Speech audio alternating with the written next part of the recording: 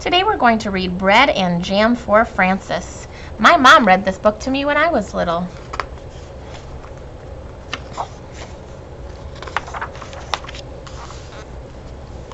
It was breakfast time, and everyone was at the table. Father was eating his egg. Mother was eating her egg. Gloria was sitting in a high chair and eating her egg too. Frances was eating bread and jam. "What a lovely egg," said Father. "If there is one thing I am fond of for breakfast, it is a soft-boiled egg." "Yes," said Mother, spooning up egg for the baby. "It is just the thing to start the day off right." "Ah," said Gloria, and ate up her egg. Frances did not eat her egg. She sang a little song to it. She sang the song very softly. "I do not like the way you slide. I do not like your soft inside. I do not like you lots of ways. And I could do for many days without eggs." "What did you say, Frances?" asked Father. "Nothing," said Frances, spreading jam on another slice of bread. "Why do you keep eating bread and jam?" asked Father, "when you have a lovely soft-boiled egg?" "One of the reasons I like bread and jam," said Frances, "is that it does not slide off your spoon in funny ways." "Well, of course," said Father.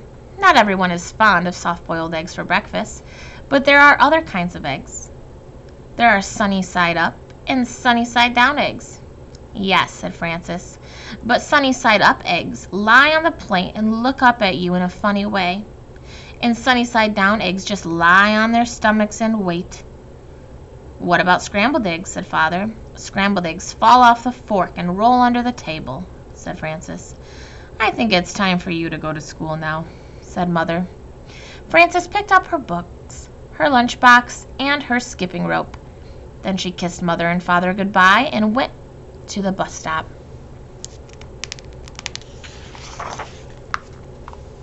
While she waited for the bus, she skipped and sang, "Jam on biscuits, jam on toast. Jam is the thing that I like most. Jam is sticky, jam is sweet. Jam is tasty, jam's a treat. Raspberry, strawberry, gooseberry, I'm very fond of jam." That evening for dinner, Mother cooked breaded veal cutlet with string beans and baked potatoes. "Ah," said Father, "what is there handsomer on a plate and tastier to eat than breaded veal cutlet?" "It is a nice dish, isn't it?" said Mother. "Eat up the string bean, Gloria." "Oh," said Gloria, and ate it up.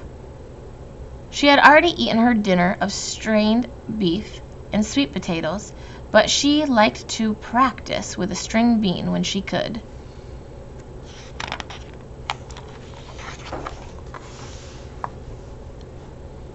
"Where do breaded veal cutlets come from?" asked Frances. "And why are French-cut stringless beans called string beans?" "We can talk about that another time," said Father. "Now it is time to eat our dinner." Frances looked at her plate and sang, "Why do cutlets wear before they're breaded? What do cutlets wear before they're breaded? Flannel nightgowns, cowboy boots, furry jackets, sailor suits." Then she spread jam on a slice of bread and took a bite. "She won't try anything new," said Mother to Father. "She just eats jam and bread." "How do you know what you'll like if you won't even try anything?" asked Father. "Well," said Frances, "there are many different things to eat, and they taste many different ways. But when I have bread and jam, I always know I'm getting something I liked, and I am always pleased." "You try new things in your school lunches," said Mother. "Today I gave you a chicken salad sandwich." "There now," said Father to Frances, "wasn't it good?" "Well," said Frances, "I traded it to Albert." "For what?" said Father. "Bread and jam," said Frances. The next morning at breakfast, Father sat down and said, "Now I call that a pretty sight. Fresh orange juice and poached eggs on toast. There's a proper breakfast for ya." Thank you for saying so, said Mother. Poached eggs on toast do have a cheery look, I think. Frances began to sing a poached egg song. Poached eggs on toast, why do you shiver with such a funny little quiver? Then she looked down and saw that she did not have a poached egg. I have no poached egg, said Frances. I have nothing but orange juice. I know, said Mother. Why is that? Said Frances. Everybody else has a poached egg. Even Gloria has a poached egg, and she is nothing but a baby. But you do not like eggs, said Mother, and that is why I did not poach one for you. Have some bread and jam if you are hungry. So Frances ate bread and jam and went to school. When the bell rang for lunch, Frances sat next to her friend Albert. What do you have today? Said Frances. I have a cream cheese, cucumber, and tomato sandwich on rye bread, said Albert, and a pickle to go with it, and a hard-boiled egg and a little cardboard shaker of salt to go with that, and a thermos bottle of milk, and a bunch of grapes and a tangerine, and a cup custard, and a spoon to eat it with. What do you have? Frances opened her lunch. Bread and jam, she said, and milk. You're lucky, said Albert. That's just what you like. You don't have to trade now.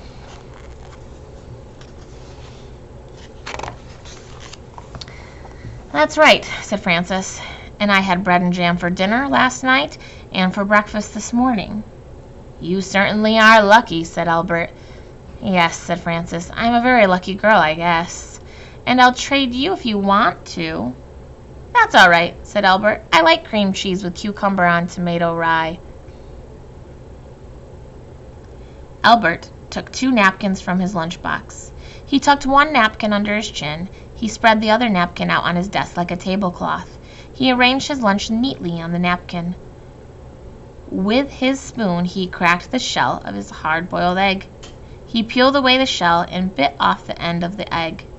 He sprinkled salt on the yolk and set the egg down again. He unscrewed his thermos bottle cup and filled it with milk. Then he was ready to eat his lunch. He took a bite of sandwich, a bite of pickle, a bite of hard-boiled egg, and a drink of milk. Then he sprinkled more salt on the egg and went around again. Albert made the sandwich, the pickle, the egg, and the milk come out even.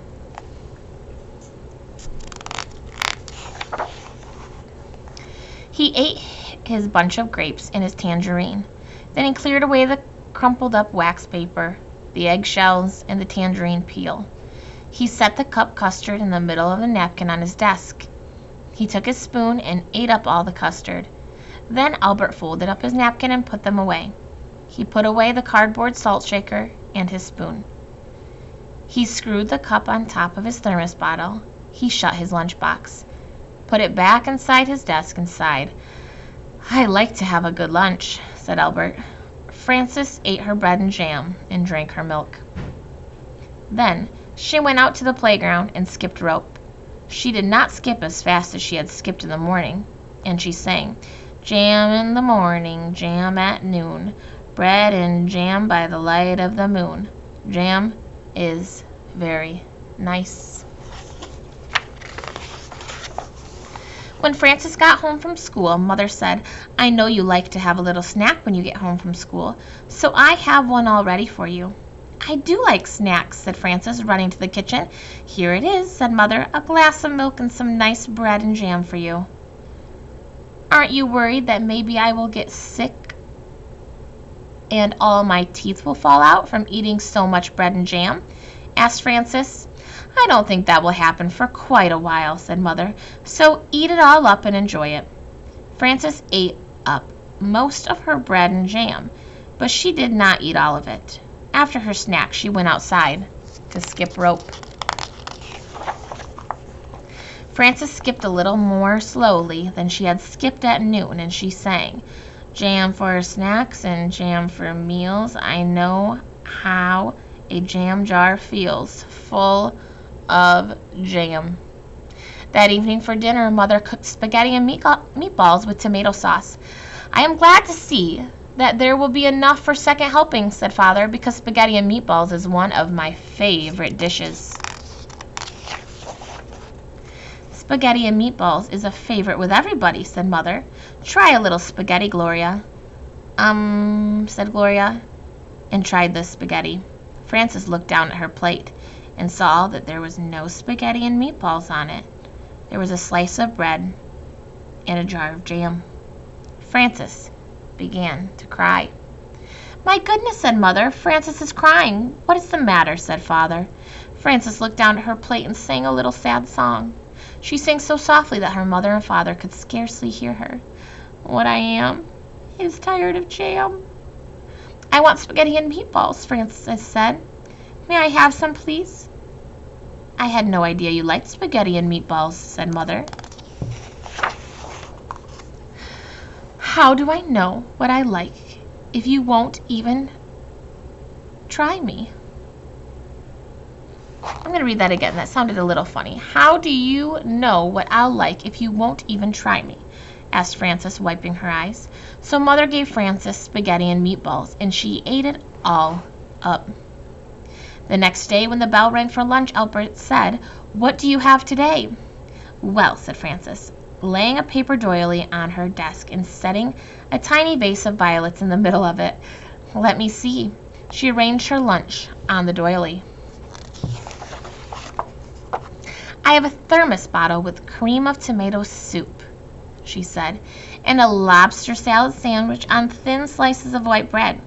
I have celery, carrot sticks, and black olives, and a little cardboard shaker of salt for the celery, and 2 plums, and a tiny basket of cherries, and a vanilla pudding with chocolate sprinkles, and a spoon to eat it with.